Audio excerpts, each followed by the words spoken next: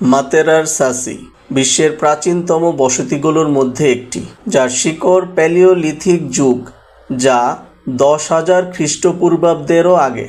এটি ইতালির ব্যাসিলিকাটা অঞ্চলে গ্রাভিনা নদীর তীরে অবস্থিত, যেখানে প্রাকৃতিক গুহা এবং চুনা পাথরের পাহাড় মানুষের বসবাসের জন্য আদর্শ ছিল। প্রাচীন মানুষ এখানকার গুহাগুলোতে আশ্রয় নিত।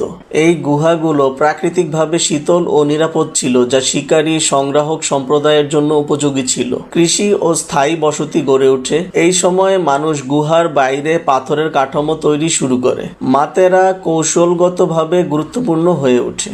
বাইজেন্টাইন যুগে খ্রিস্টান সন্ন্যাসীরা গুহাগুলোতে বসবাস শুরু করে এবং গুহা গির্জা তৈরি করে। এই গির্জাগুলোতে ফ্রেস্কো ও ধর্মীয় শিল্পকর্ম তৈরি হয়। নরম্যান, সোয়াবিয়ান এবং অ্যানজেভিন শাসনের সময় মাতেরা একটি সমৃদ্ধ শহরে পরিণত হয়। সাসি এলাকায় জটিল সামাজিক ও অর্থনৈতিক অবকাঠামো গড়ে ওঠে। 19শ শতাব্দীতে জনসংখ্যার বৃদ্ধির ফলে সাসি এলাকায় অতিরিক্ত ভিড় ও দারিদ্র্য দেখা যায়। 1950-এর দশকে ইতালীয় সরকার সাসিকে জাতীয় লজ্জা ঘোষণা করে এবং বাসিন্দাদের জোরপূর্বক নতুন আবাসিক এলাকায় স্থানান্তর করে। 1980-র দশক থেকে সাসির পুনরুদ্ধার শুরু হয়। 1993 সালে ইউনেস্কোর বিশ্ব ঐতিহ্য তালিকাভুক্তি এবং 2019 সালে ইউরোপীয় সাংস্কৃতিক রাজধানী হিসেবে নির্বাচন সাসিকে বিশ্বমঞ্চে নিয়ে আসে।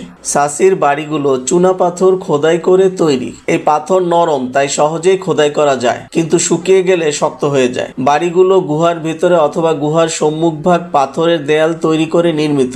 এগুলো প্রাকৃতিকভাবে শীতকালে উষ্ণ এবং গরমকালে শীতল থাকে। একটি গুহাবাসে সাধারণত একটি প্রধান কক্ষ, রান্নাঘর এবং ছোট ছোট কুঠুরি থাকতো। অনেক বাড়িতে পশুপালনের জন্য গুহার একটি অংশ ব্যবহৃত হতো। মাতেরার সাসি শুধু স্থাপত্যের জন্যই নয়, এর সাংস্কৃতিক ও ঐতিহাসিক তাৎপর্যের জন্যও বিখ্যাত। সাসির প্রাচীন ও রহস্যময় চেহারা এটিকে চলচ্চিত্র নির্মাণের জনপ্রিয় স্থানে পরিণত করেছে। 2019 সালে মাতেরা ইউরোপের সাংস্কৃতিক রাজধানী হিসেবে নির্বাচিত হয়। এই সময়ে শিল্প উৎসব, প্রদর্শনী এবং সাংস্কৃতিক অনুষ্ঠানের মাধ্যমে শহরটির বিভিন্ন বৈশিষ্ট্য তুলে ধরা হয়। 2 জুলাই মাতেরার প্রধান ধর্মীয় উৎসব, যেখানে শোভাযাত্রা এবং আতশবাজি করা হয়, যা পর্যটকদের আকর্ষণ করে।